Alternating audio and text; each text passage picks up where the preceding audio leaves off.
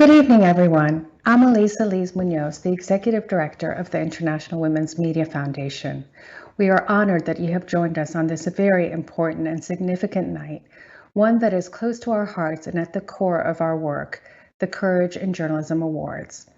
Tonight is a chance to pause and recognize the important, singular work that connects us all, work that ignites both understanding and appreciation.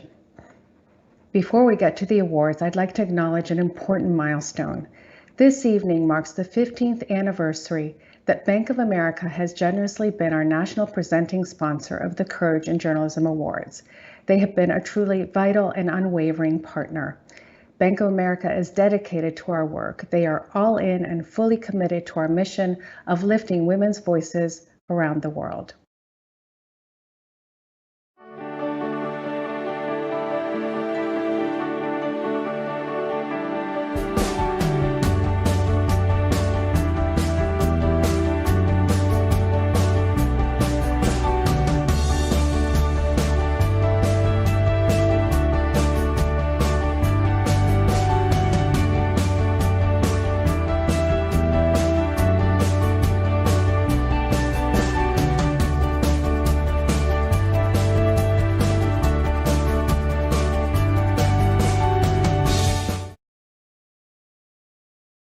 Thank you so much to Bank of America again for your dedication to press freedom, gender equity, and a diverse news media.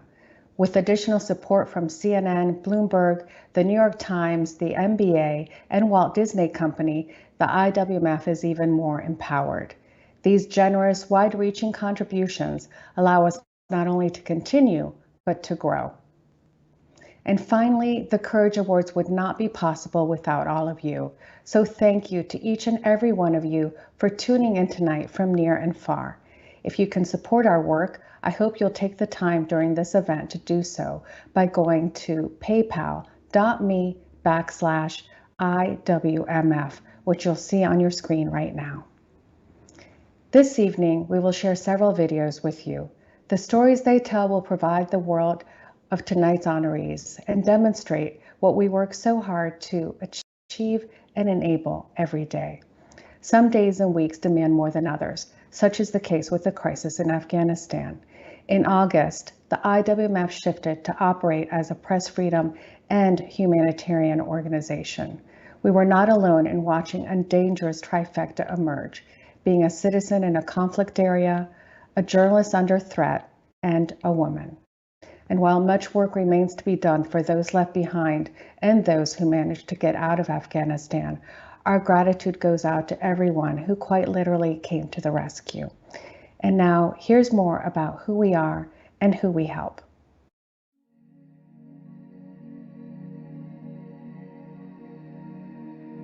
The stories of today may not be in your newsfeed. Why? Because the journalism industry still isn't equitable. So ask yourself, whose byline are you reading?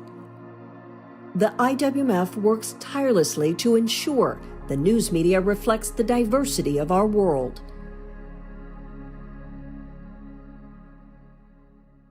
Join us. And now I'm delighted to introduce this evening's event chair. Jeff Zucker is the president of CNN Worldwide and the chairman of Warner Media News and Sports. Too few organizations encourage the work of women journalists quite like CNN. On and off camera, when women are intrinsic to the many hours, weeks, and months required to produce the truth. Often, only a woman can get critical access to sources and developing stories. Jeff's decision-making reflects why it is essential to send women journalists to cover stories where few others may be. More than once, this has proven to be a wise choice, especially as we reflect on the work of past Courage winners, Christiane Amanpour, Arwa Damon, and Nema Abagir. Please welcome Jeff Zucker. Thank you, Elisa, and I'm honored to be here, to stand in support of women journalists and the work that they do. That belief is the foundation of the IWMF and part of the DNA at CNN. Tonight's event is a singular celebration in this industry, and it comes at a unique, critical time in news. Reporting outside of the headlines, before the headlines even, that is what the IWMF exists to uphold. They protect, support, and promote the kinds of journalists we're honoring tonight, which truly makes this event stand apart. Tonight's remarkable stories include issues of importance to rural, marginalized, and lower caste communities produced by an Indian news agency entirely run by local women.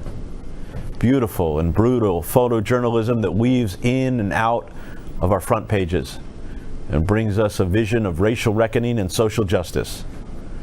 The exposure of rampant sexual abuse and corruption committed by members of a religious organization in Peru.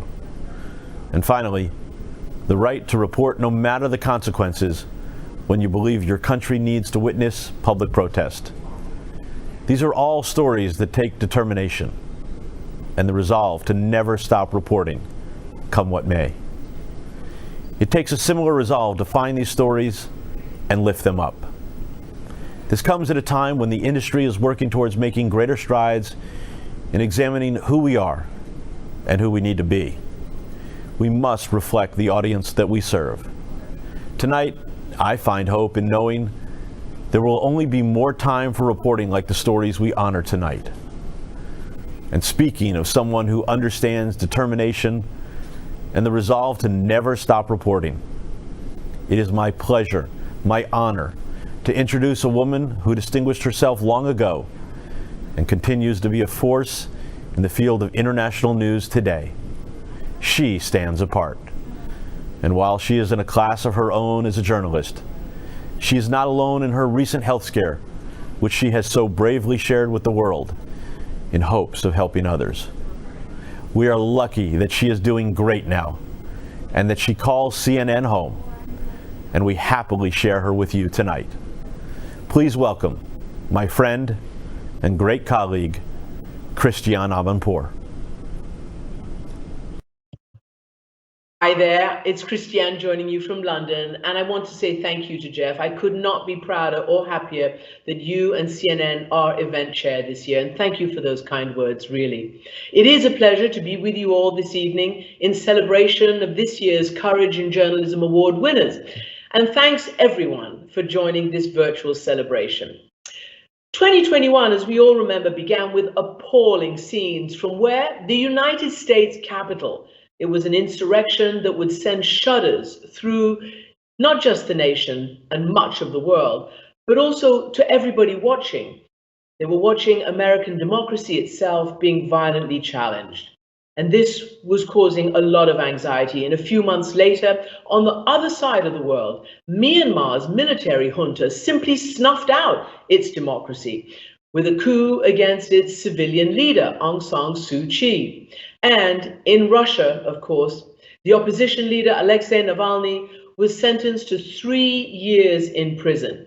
No opposition, no credible opposition is allowed to contest elections there. Race and social justice was again on the line as well. In Minneapolis, police officer Derek Chauvin was sentenced to 22.5 years in prison for killing George Floyd, an 8-minute and 45-second murder that was witnessed by the whole world, and that sparked a whole movement. And in a catastrophic turn of events, the summer saw the Taliban take back control of Afghanistan.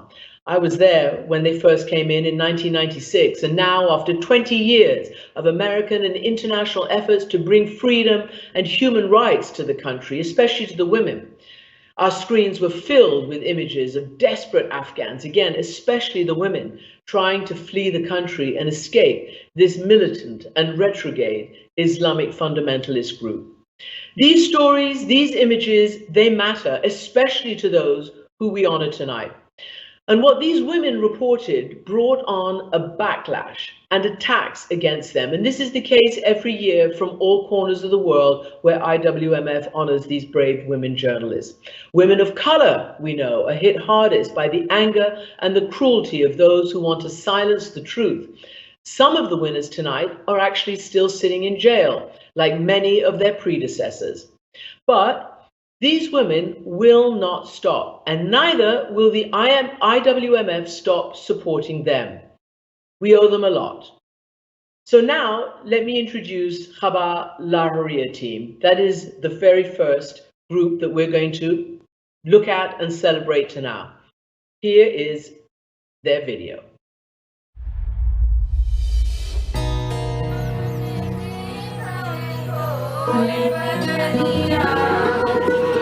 हम कहते हैं everyday stories of everyday people in Khabar Lahoriya. That's news. These women have become the voice of rural India. अब ये है कि किसी काम को लेकर महिला को लेकर तो ये नहीं होता है कि हम महिला हैं तो हम ये काम नहीं कर सकते, इस जगह नहीं जा सकते। ये नहर कब बनी थी आपके यहाँ? ये लगभग पानी यहाँ आज तक आया ही नहीं है। This is the team of Khabar Lahoriya, the first and only news organization run solely by women from marginalized communities in India. और ऐसी महिलाओं को जो दलित आदिवासी अल्पसंख्यक है। The fact that they started off as a print newspaper and then educated themselves about what it took to produce an all-digital news organization with their mobile phones. And what really struck us is that this didn't just happen overnight. पत्रकार तो बनी ही है। They invested in each of the individuals who do the reporting. Each of these women not only educated themselves but put themselves and their families at risk to report on their communities. जो फर्जी वसूली थाना अध्यक्ष और सिपाहियों के द्वारा की जाती थी, उसमें काफी तहलका मची। And the Khabar Lahoriya team is growing.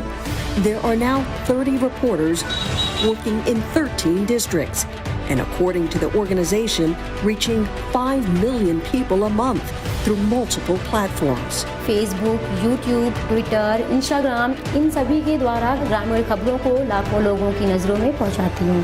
क्या स्थिति है खेतों की, क्यों ऐसे बैठे हैं? पानी नहीं यहाँ ऐसा है।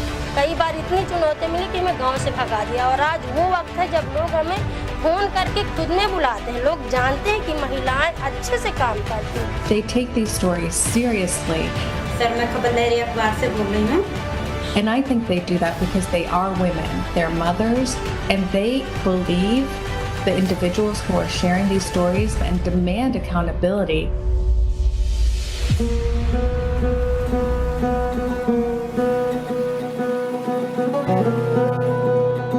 तो क्या लगता है खबर निकालने से कुछ असर हुआ है? बहुत बढ़िया असर हुआ है, काफी राहत मिली। हाँ, खुश है।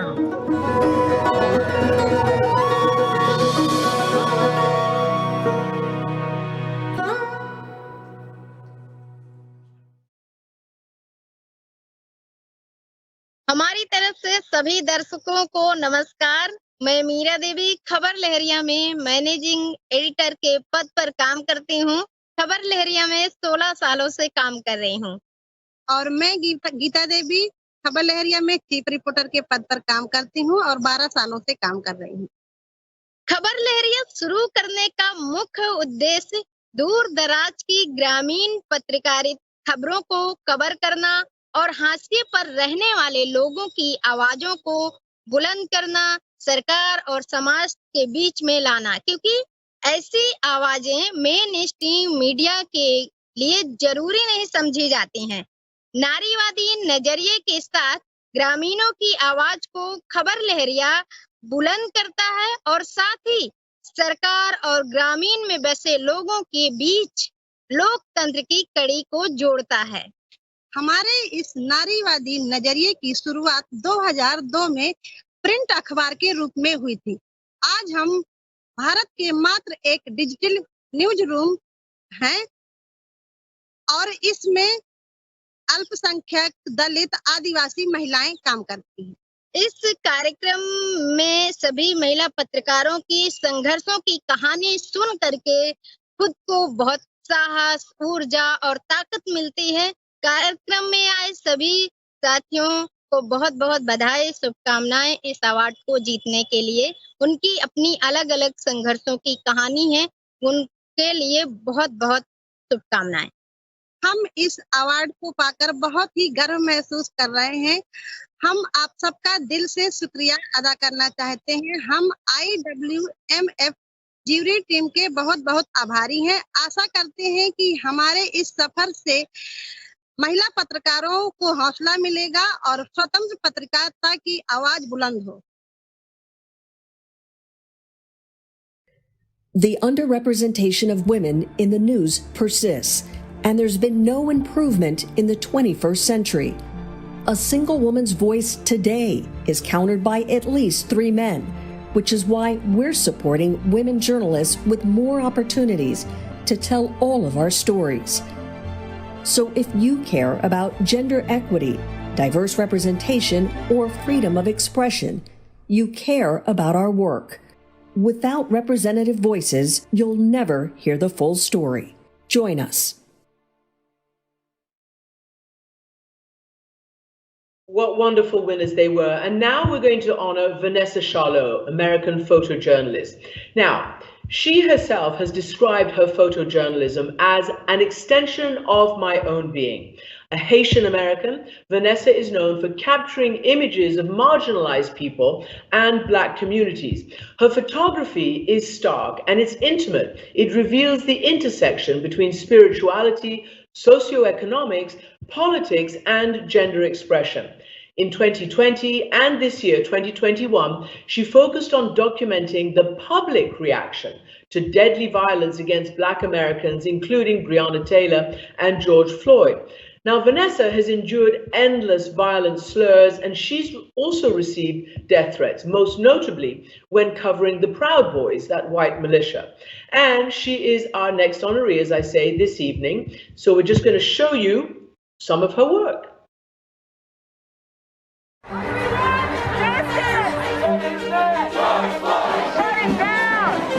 Summer 2020 was the physical manifestation of Black pain, Black rage. I wanted people to be curious about, like, what would make a Black mother in the middle of a global pandemic hit the streets. They're shooting tear gas. Shooting tear gas. My name is Vanessa Charlot. I'm a documentary photographer currently residing in St. Louis, Missouri. Don't arrest me, arrest police! Outside of my windows, literally, there were thousands of protesters. She told us that she sometimes wore an army hat in the hope that that would protect her, and that sometimes it really did. For Vanessa to be in that situation, as a veteran, being attacked by the police really hit home for us. I understood as a photographer, and specifically as a Black woman photographer, I wanted to be a part of telling stories that were authentic, nuanced, and expressed the complexities of what people were seeing around the world. Vanessa's ability to capture the woman holding the flag upside down in her photograph, American Patriot, is so symbolic of what everybody in the protest was feeling, which is this world is upside down. This should not be happening. The upside down flag means that you are at war in your own country. So personally, for me to know that I have served a country, now I am at war in that country for ideas that I went and fought for. There's a very uncomfortable irony about that. To be celebrated among colleagues, among people that I look up to, is very humbling, and I'm very, very grateful.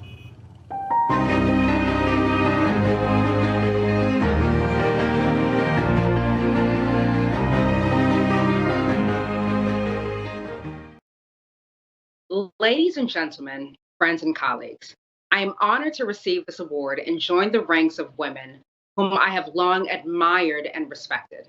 I want to thank the International Women's Media Foundation for championing the voices of women in journalism around the world. My biggest thanks goes to my family, who have supported and helped me strengthen my commitment to covering and telling stories that matter, stories of people and communities often left out of the mainstream. Doing this work does require courage, but not the kind that I was prepared for. As a veteran of the U.S. Army, I did not imagine that courage would be wrapped in silence, in subdued rage, or in vulnerability. Yet, as someone who was on the front lines during periods of rage, anger, and pain in our own backyards, right here in America, I realized that I had yet more to learn about this idea and the lessons that courage would teach me. This work that we do as women journalists requires the kind of courage that dares to honor the humanity and integrity of each person we encounter, whether we know them or not, so that the stories we tell are complex, nuanced, and whole, as we are. Although this work is often thankless, I'm grateful to all those whose vulnerability has strengthened me, whose courage has humbled me. I am honored to have used my voice and my lens to bear witness from the front lines and tell these stories that make them visible. This award is for them, the silent, nameless warriors. Thank you. For the IWMF, impact means securing diverse voices in the news media. Today, that means those who represent press freedom, gender equity, and diversity must help journalists in their greatest time of need. This past year, IWMF co-launched the Coalition Against Online Violence and the Online Violence Response Hub, setting the media industry on notice that it's not just another tweet. Violent rhetoric leads to violent action, and we must protect women journalists to keep them in the field. This summer, IWMF pledged its full support to women journalists in Afghanistan as another seemingly insurmountable crisis unfolded. Thanks to partner support, grassroots fundraising, and trust from our network, the IWMF received nearly $2 million directed toward journalists in need when it mattered most. Join us.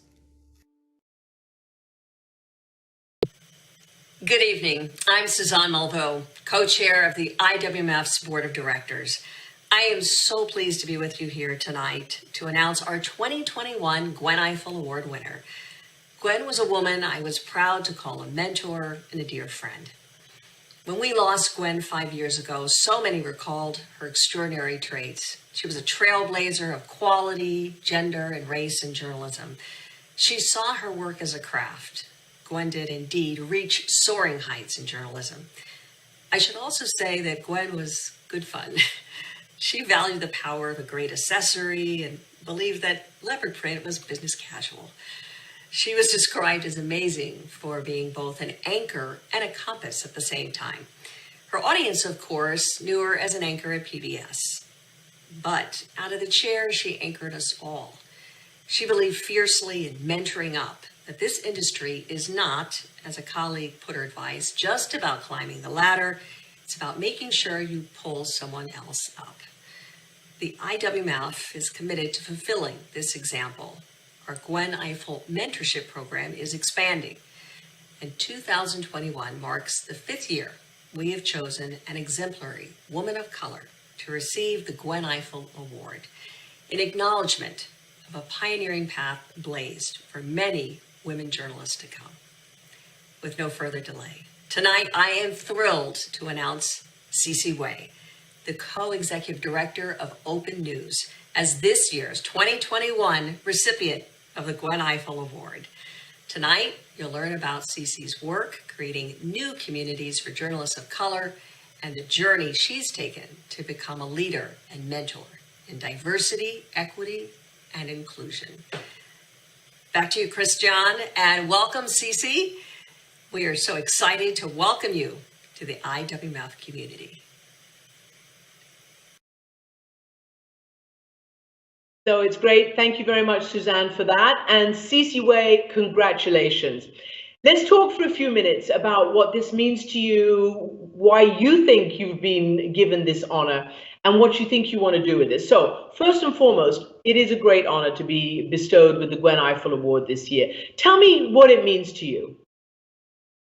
Yeah, it is such an honor to be here, especially watching those videos and to be honored along these courageous women. The Gwen Ifill Award means an incredible amount to me because for me, I feel like the work that we do fighting for equity, for anti-racism, for change in journalism, and to make sure that we're uplifting other women journalists of color as we work, it is something that I think is far too rare of a brave act that is being recognized here in this award, but I think needs to be recognized in thousands of newsrooms on a day-to-day basis. And so getting this award almost feels like an extension and also a commitment, right, from IWMF modeling what the industry really can and should be doing. So tell me, what is Open News and how did you get into this? Obviously, you saw it, you've experienced it, you've had your own, experiences in this business, knowing, a lot of the challenges that so many people face. Tell us how you're using Open News and how the coalition, DEI coalition that you've assembled is actually working. Yeah, absolutely. I joined Open News almost 2 years ago now. And part of that shift for me, from being in a newsroom like ProPublica to going to a nonprofit organization like Open News, was about expanding the work that I wanted to do when it came to changing our industry, to going beyond a single newsroom that I was working for, to trying to see what levers could I push, how can I listen to people, and how do I create something so that we can all benefit as an entire industry. And the DEI coalition really feels in line with that vision. So the idea was, in the midst of everything that was happening in 2020, I was talking to journalists from all types of newsrooms, trying to figure out what are your biggest challenges when you're trying to create change in your organization, whether that meant journalists who are serving to write new union contracts, asking for diversity and equity, or if it meant individuals who are working by themselves or on an ad hoc committee that was formed to sort of work with their newsrooms and try to figure out what can we change to make things better. And almost everyone universally said to me, the thing that is so hard, Cece, is that finding other people who are trying to do this work in another organization takes so much time and effort. And all I want to do is come together so we can learn from each other, so we can support each other, and so we can actually strategize, right, and move the conversation forward so that our actions can move forward. And so the DEI coalition was really created out of that need. And it was also created with journalism community members, meaning people who worked as freelancers, people who worked as managers, people who worked in every type of newsroom, came together through an open call that we had at Open News. And they said, I want to volunteer my time because creating this space is important enough to me. And so with about more than 100 other people in journalism, we launched this DEI coalition as a digital space on Slack in March of this year. And people can still join if that mission and commitment to action resonates with them. Cece, let me just ask you, slightly more specifics about that, because it's great to have created that community. It's obviously fairly new now, but can you see tangible results? Can you see how it may be helping individuals or the collective, or is it too early? I would say I can definitely see the seeds of change being really enabled and watered. So what I mean by that is that there are ways the community is structured so that people can feel as safe as possible talking about their newsrooms without violating some sort of privacy or safety concerns. But things that are already emerging out of it is that there's a sort of free flow of information where someone has a challenge one day. How do I deal with this kind of policy at my news organization? And you can sort of see right away people working at many different newsrooms responding, saying exactly what their organization's policy is, and then workshopping together what's something that's better, something that's more equitable that people could use now. In the near future, we may also be publishing some public resources that are available outside of the coalition. But then you also see just a lot of crowdsourcing. To give a really, really simple example, right? Something that people often want to know is like, what are salaries like, or what are we paying interns, concepts like that. And to be able to immediately get feedback and to just hear exact numbers, tangible information you can use to then go back to your organization and fight for a rate that you think is equitable or a policy that you think is equitable and have that backing and support and knowledge that's so hard to get otherwise. I think that's really where I see a lot of inspiration, and where I think it's really going to keep escalating. Cece Way, you're showing obviously the traits of leadership, and you're proving what Suzanne just told us that Gwen Ifill was all about, not just climbing the ladder, but dragging people up that ladder alongside you. So congratulations, it's great to have chatted, and keep up the great work. Thanks, Cece Way. And our next honoree is the journalist Paola Ugaz. She became a household name in Peru with the publication of her book, Half Monks, Half Soldiers. That was 6 years ago. In it, 30 former members of a powerful organization affiliated with the Catholic Church detailed decades of psychological and sexual abuse, and Paola has continued to investigate, and she's now writing a second book on financial misdeeds. She's also fighting multiple lawsuits, as you can imagine, for allegedly defaming and for also perjury that come with a 3-year jail sentence. She's really fighting all of that and trying her best to continue doing her investigative work. Here's her video. En la dimensión del daño que ha hecho el sodalicio, abusado física, sexual. Her reporting rocked one of the most conservative countries in the world. Journalist Paola Ugaz has spent her career covering injustice and human rights abuses in South America. She's a correspondent for Spanish newspaper ABC and became a household name in Peru in 2015 when she co-authored a book alleging sexual and physical abuse within one of the largest lay communities linked to the Catholic Church. Castigarse no solo a Figari, sino a toda la cúpula del sodalicio que ha recibido denuncias de abusos sexuales, físicos y psicológicos desde que empezó el sodalicio. Pero así hay muchísimas más victimarios de esta organización. Ugaz's reporting helped launch a widespread sexual abuse investigation into top officials of the elite Catholic organization. The founder was eventually expelled from the group. Peru's conservative elite lashed out, filing a string of lawsuits and unrelenting physical threats against Ugaz. Paola Ugaz represents almost a typical journalist in Latin America who has the audacity to uncover a powerful organization's malfeasance, child abuse in the Catholic Church. I mean, how many journalists have been reporting on that? But she's doing it in a country where there's very little press freedom. Tengo 2 amenazas de muerte. The threats have not silenced Ugaz. She is currently probing sexual abuse at a Catholic boot camp for children in South America. Ellos no pagan impuestos.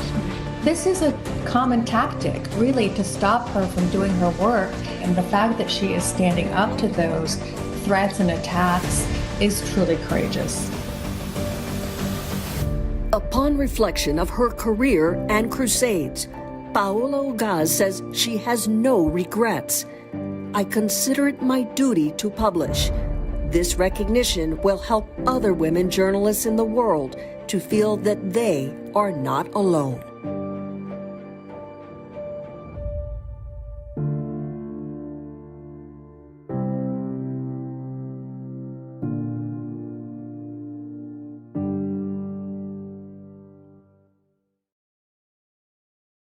I want to express my gratitude to the International Women's Media Foundation for this invaluable recognition of my work, which began in Peru in 1999. It is an honor as a Latin American journalist to receive this award, which I would like to dedicate to my partner and my children. I am a journalist, I am also a mother, and I want to leave them and their generation a world where aggression against women who practice journalism is not the norm, but the exception. I also dedicate this award to my parents, Antonio and Margot. I also dedicate it to my colleagues, Pedro Eduardo Salinas, Carlos Rivera, Jason Day, Juan Carlos Cruz, Carlos Rodriguez, and Raiza Navarro. I also dedicate to the survivors of the sodalicio, José Enriquez Cardó, José Rey de Castro, Oscar Sterling, Martín Choy, Martín and Vicente López de Romaña, Arcángel Miguel, and to many others who I cannot name to protect their safety. and 2 exemplary fathers, whose children, Héctor Guillén Tamayo and Felix Neira, were kidnapped by the Catholic sect. Katharine Graham once said, "I had very little idea of what I was supposed to be doing, so I set out to learn. What I essentially did was to put one foot in front of the other, shut my eyes, and step off the edge. When I look back and remember why I dedicate myself to this passion called journalism, I feel that what Graham says is similar to what I do every day, and that despite the death threats I have received, the harassment on social networks, and the judicial harassment I suffer today, everything I have published has been worthwhile. As my mentor, the great Peruvian journalist Gustavo Gorriti says, fear should not be the editor of a journalist. I will continue to publish, and my only response to the attacks against me will be more and better journalism. Thank you very much. Thank you, Paula. It really is humbling. You know, we've heard that you have received slurs, received threats of being shot. You mentioned you're a mother and you've had to relocate your family for their safety. Congratulations on this award. And our final award this evening is devoted to journalists who end up imprisoned because of their work. Every year, the IWMF issues this award to honor those who do their jobs despite this ever-present danger. And tonight, the IWMF is pleased to introduce a new partner who recognizes this struggle. She's Wallis Annenberg, and thrilled to name this award in honor of her commitment to the organization. The Justice for Women Journalists Award will illuminate those whose dedication to courage and a free press truly goes above and beyond. Wallis joins us this evening to speak about why she is so dedicated to this issue, and she will also introduce the recipients of the award. Thank you, Christiane.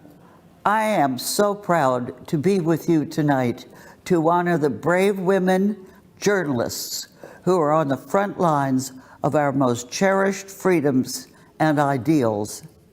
Having grown up in a newspaper family, it is unacceptable to me that journalism and truth are under siege right now. Too many journalists, especially women, are subject to harassment and attack simply for telling it like it is. That is why I joined the International Women's Media Foundation and the Justice for Women Journalist Award. This year, the award goes to 2 extraordinary women. I would describe them as having grit and determination. During their time with Belsat TV in Belarus, their coverage of protests against the government was met with political persecution and ultimately arrest by armed riot police and a 2-year prison term. Katerina Andreeva and Daria Hutsova have risked their lives every day, like so many journalists and photojournalists. It gives me great pleasure to recognize and honor your passion and your work. Thank you.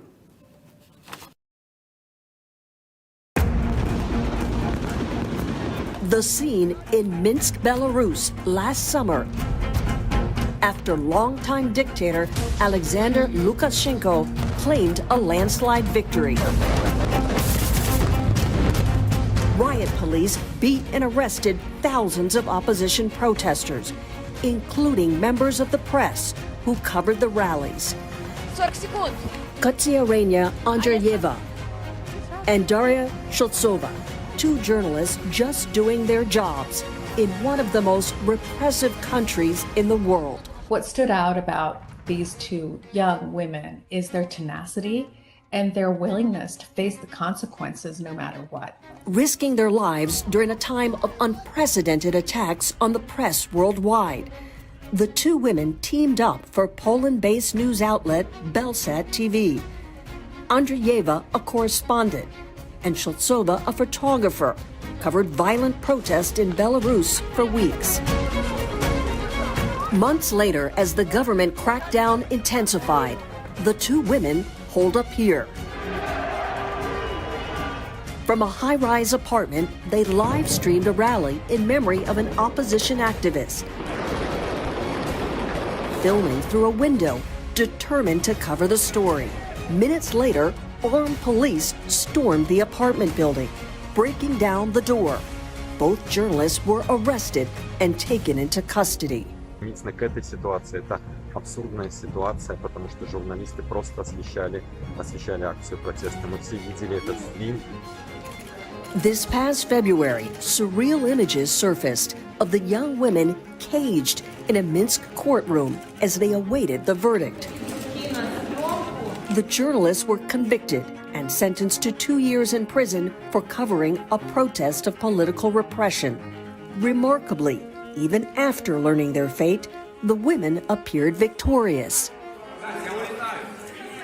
Before the verdict, Daria Choltsova told the court, "I have a job that I love, and most importantly, a clear conscience. I wanted to devote all my energy to the creation of Belarus without political repression." Today, the two remain in prison, hoping for an appeal. Both say they still have no regrets about their profession.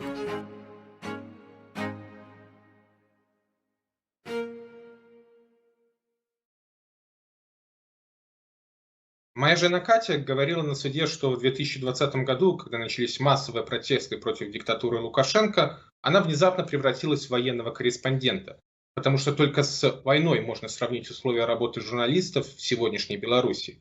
Каждое утро, выходя из дома, она понимала, что может не вернуться. Силовики могут в нее выстрелить или без всяких оснований лишить свободы. Последнее в итоге и случилось. Власти отправили Екатерину и Дарью в колонию. Там их заставляют работать на фабрике практически без выходных и носить желтые бирки на одежде. Катя и Даша заплатили высокую цену за возможность донести до общества правдивую информацию.